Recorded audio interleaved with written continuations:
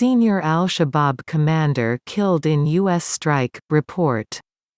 A senior al-Shabaab commander was killed in a recent U.S. air strike in Somalia, the director of U.S. African Command Africom said on Sunday. Bashir Mohammed Mahamoud was a senior operational leader responsible for exporting terror in Somalia as well as attacks into Kenya, said Africom Director Colonel Christopher Carnes. He has been a senior al-Shabaab member for more than a decade. Bashir was killed in a February 22 airstrike, said Carnes, describing him as an individual who had a role in planning and directing terrorist operations in Somalia and on the Kenya border region. Bashir also was suspected of having had a role in a January attack on a U.S.-Kenyan military base in southeastern Kenya in which 3 Americans were killed, he added.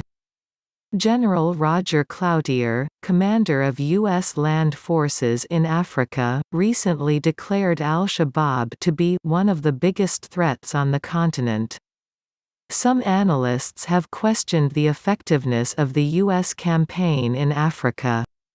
Amnesty International said in a 2019 report that U.S. air strikes sometimes hit civilians as well as Shabaab fighters, killing farmers, workers and children. The U.S. military has generally denied the charge, though it did admit responsibility for civilian casualties in one attack that killed a woman and a child near the central town of El Bur in April 2018.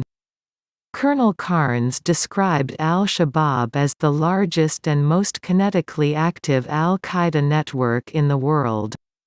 What we are doing in Somalia, as part of an international effort, is meaningful basic security insurance for Africa and the longer-term security of America, the continent, and our international partners, he added.